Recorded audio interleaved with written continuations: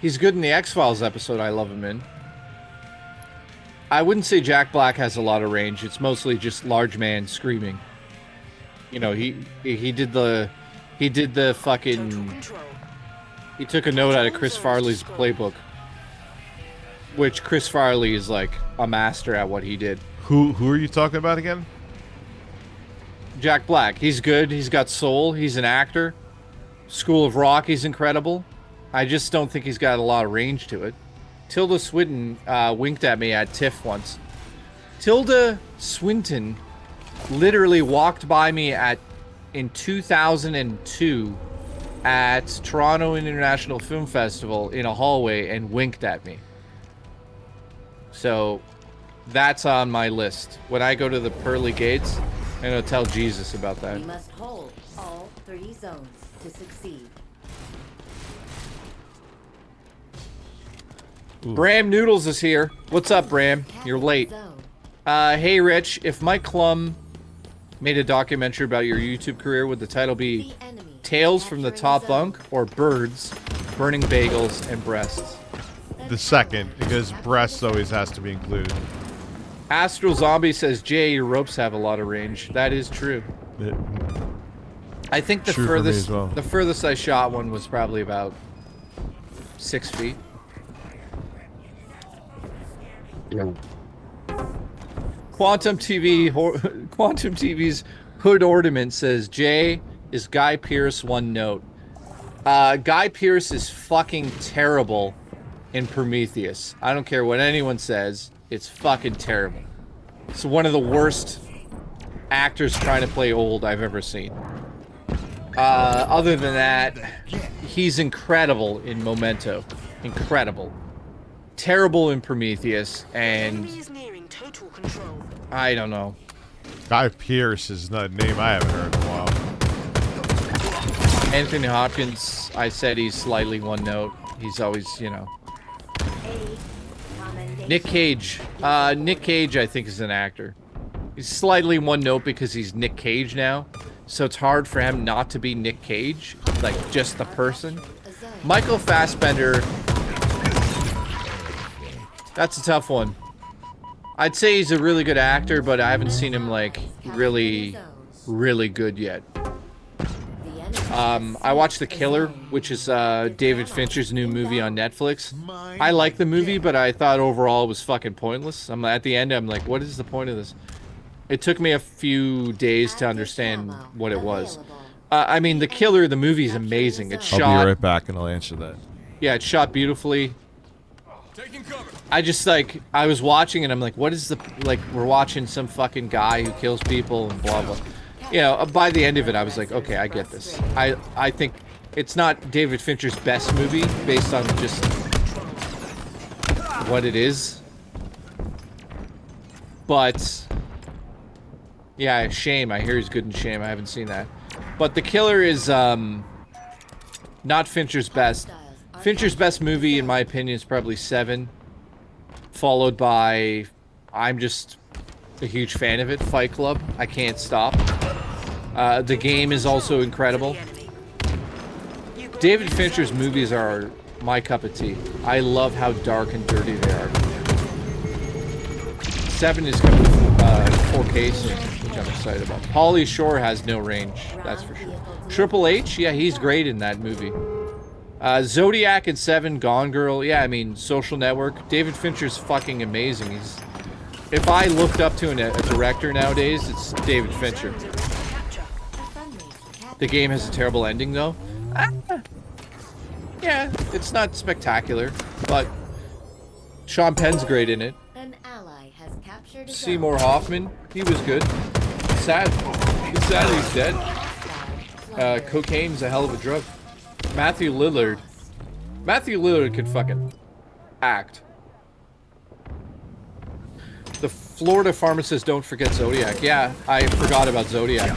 Zodiac's this weird movie where it's like, it's fucking incredible, but I forget about it a lot. You know, I watched Mindhunters on Netflix, and I pray to God that we get a third season. Canadian Gamer, I agree. John Goodman is a fucking actor. Macaulay Culkin, not so much. He's okay. Kevin Spacey, whether you like it or not, is an actor. He's fucking amazing in American Beauty. Joe Rogan, yeah, great. Jude Law, actor. DiCaprio, we went over. We said, yeah, we'll give him a pass. Daniel Radcliffe, Harry Potter's, yeah. I mean, he's always going to be Harry Potter. It's true. Yeah, like how do you escape that, man? Yeah, you don't escape that. Jack Lemmon, Try to relax your anus. fucking amazing. What was that? Yeah, he has. John Belushi, Jude Law, really? Dude, Jude Law is incredible. I mean, absolutely incredible in Gattaca. Oh, I've seen Gattaca. Brad Pitt is very one note.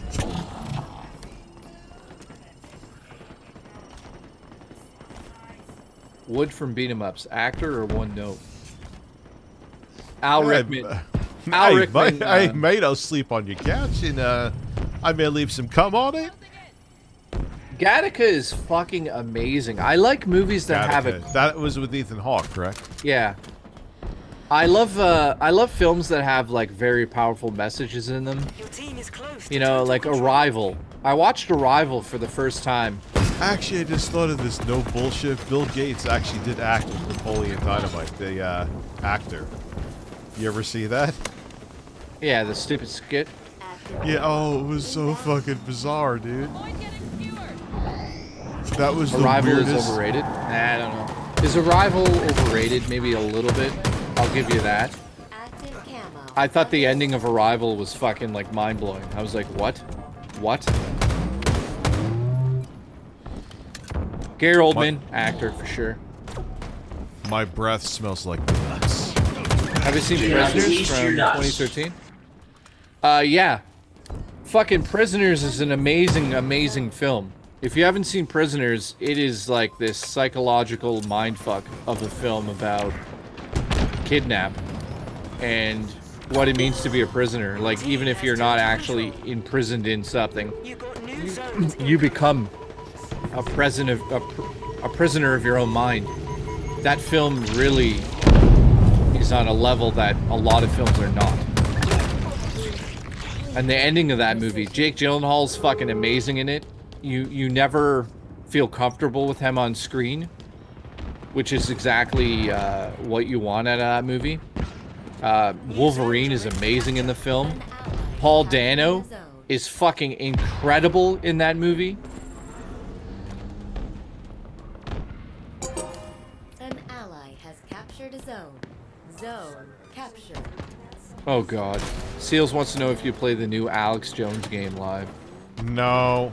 The enemy Is Alex Jones making money off of that, or are they That's just... why I won't do it. Yeah, I wouldn't give him a fucking cent.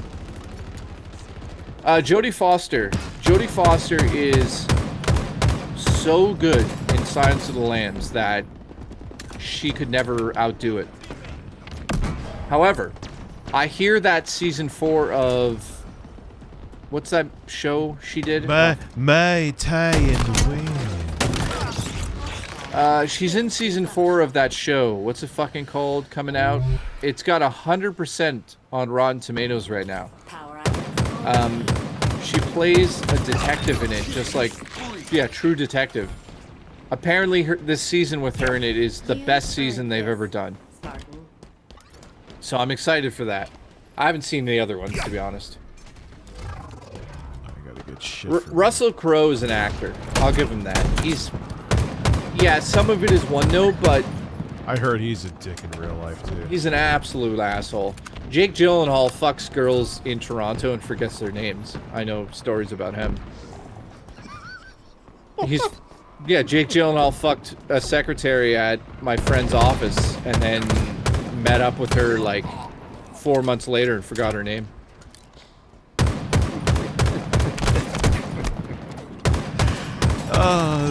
Dude, the best Hollywood story I have that relates to me.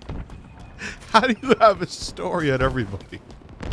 Well, because I lived in Toronto, and if you know one person in Hollywood in Toronto, or like somebody that worked on sets, you know all the stories. You immediately get everything. This is a true story about the actor from 300. What's his fucking name? I can't think of his name. The main actor from 300. What's his name? I don't know what the fuck his name is.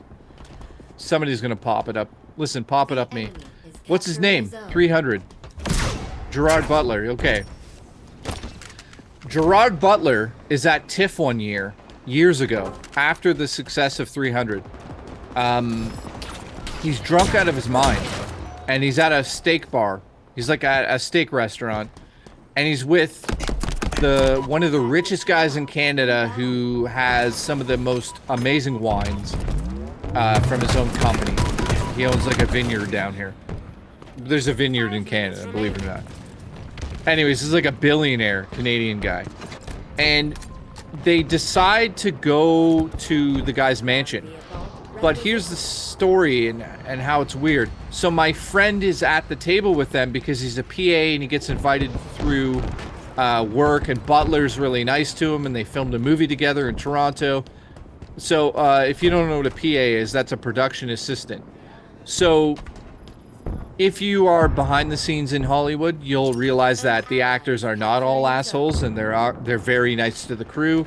Like, for instance, Keanu Reeves made $50 million off the second Matrix film, and he gave every single stunt coordinator and stuntman an extra bonus of $1 million after the Matrix. So they do give back to the crew. There's some actors who are terrible.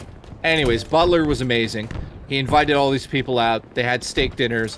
All of a sudden, like 3 in the morning, the bar's shutting down. And the guy who has like the wine company goes, come back to my house, blah, blah, blah. So everyone leaves except Butler and my friend. And somehow Butler's drunk out of his mind. So my friend is with Butler. And as they leave the restaurant at 3 in the morning, he points across the street. This is a real story. He points across the street at a BMW, mini BMW dealership. And he says, I want to buy one. And they're like, dude, it's like 3 in the morning. And the guy who's a millionaire, like a billionaire in Canada, he literally goes, hang on a second. He phones somebody at 3 in the morning. I don't know who they phone. My friends who's with them has no idea what's going on. They're just standing in front of a fucking mini BMW dealership at 3 in the morning in Toronto in the fall. And a guy shows up and opens the dealership for Butler. And Butler buys a mini BMW for his daughter and has it delivered to her in the States. And he's drunk out of his mind. Jesus Christ. And my friend gets to witness this all. This is what Hollywood is really like. It's fucking lunacy. So then, the guy that has like the wine company, he's like, let's go to the mansion. They go to his mansion, and this guy has a wine cellar, and this is real. I've also seen the cellar online because it's famous in Canada. There's a wine cellar that actually has an elevator that I don't know how to describe it to you, but it's like the cylinder comes out of the floor. You stand in a cylinder. It shuts around you and then takes you down like 3 floors into a sub-basement in this mansion. And it's just like 1 million bottles of wine. And every bottle's worth like $4,000. So he got to go in this elevator. They're smoking like cigars. It's like 5 in the morning. They're drinking wine that's worth like $6,000. And at some point, Gerard Butler, who just bought a BMW for his daughter, is so drunk that he like passes out at a guy's house, a billionaire's house, and my friend's stuck there. And he's standing in a room and he doesn't know what to do.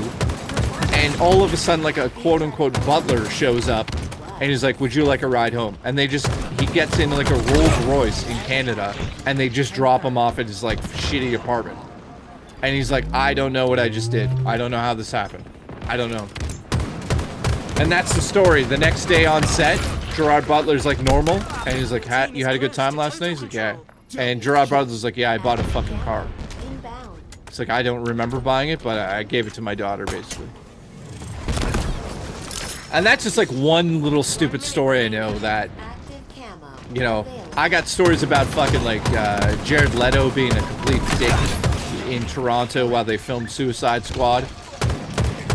My buddy was on Lakeshore, rollerblading on the Lakeshore Boulevard there, and Jared Leto was just in the field, walking around like a fucking messiah. Your team is close to total And my control. buddy saw him and was like, Jared, holy shit. And Jared literally turned and he was like, I'm not speaking at the moment. The enemy And my buddy was like, capturing a zone. okay. I'm not speaking at the moment. He's like, oh, okay. He's like, well, I just wanted to say I'm a big fan. And Jared Leno's like, yeah, thanks, I know. That's what he said to him. Thanks, I know. He literally said, thanks, I know to my friend.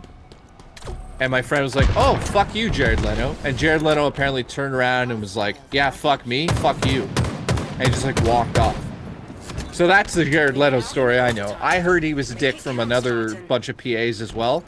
Yeah, there's so many pleasant people. in Here's the a good entertainment story. industry. Kat, who was on 3 Kilobytes, was a PA for TIFF. So she would be the coordinator between the stars and going on like talk shows. So she'd be standing in a hallway. Her job was to be like, Liam Hemsworth was there one year. And so this is what it's like to be around Liam Hemsworth, like Thor in real life. And this is 100% true right from Kat. They're in a hallway at a big production company studio. Liam Hemsworth walks in. Just as he walks in, he's got PR people with him. And the PR people literally say to you, if you're standing there, this happened to me too with Trent Reznor. Because I worked on, I worked at LA Music. And Trent Reznor rented a shit ton of gear. Maximum. Which is another story I'll explain another time. But basically, Jesus Christ. when there's actors that are that fucking big, there's like people around them who will tell you, do not, like Mike Myers is famous for this also in Toronto during Austin Powers. They say, do not look at the actors in the eyes. Do not approach the actors. Do not speak towards the actors. Do not face the actors. Do not walk towards the actors. They say that for real. I've experienced it myself with Trent Reznor. Before Trent Reznor went on stage around 2015, and we were putting like sound equipment up into Molson Amphitheater, they fucking came out and they were like, they're like, Trent's gonna be coming out to do his sound check. Do not approach him. Do not look at him. Do not acknowledge him, even if he talks to you. Do not do this. Do not do that. They're like, if you do that, you will be removed from the premises. They said it directly to me. So Trent That Reznor, is bizarre. well, there's a reason for it, and I'll get to it in a second. Because it's like, Has seized a zone. I understand it from a certain point of view, because there's some people who go on a tour and they fucking talk constantly, and sometimes you just don't want to talk. And I do understand that. Like, it makes sense to me, like, Trent Reznor is going to be singing for 3 hours straight. He doesn't want to fucking strain his voice by talking to some lunatic who says they love him. Yeah. So, I mean, in a way, it does make sense to me. Capturing a But zone. here's the thing I was going to add on to it. When Trent Reznor came on stage, he came up to all of us, and we were like, what the fuck? Like, what are you doing? And he's just like, hey, guys, appreciate the work you're doing. Zone. And I was like, thank you. And that's all, that was the thing, right? And I realized in that moment, sort of based on other stories, that, Do not pay. yeah, these actors have these people who guard them, if that makes sense. Your team is close. But that doesn't mean the actor is a fucking asshole. So, like, Trent Reznor turned out to be cool. Like, Thor turned out to be cool. When Thor walked into the set, Pat was, like, the person who sort of guided him to where he'd be sitting and the interview and all that shit. So they said to Kat, do not ask him a question. Do not look at him. Do not this. Do not that. So Kat was standing next to him and she pulled her cell phone out. She's like, do you mind if I get a selfie? And Thor is massive at the time. This is like Chris's Thor. Yeah, Chris, whatever his name is. And Kat from my old show, she got a selfie with Chris. It's on her like Instagram. It's on her Twitter. You could see it. I'm not making this shit up. And after she asked him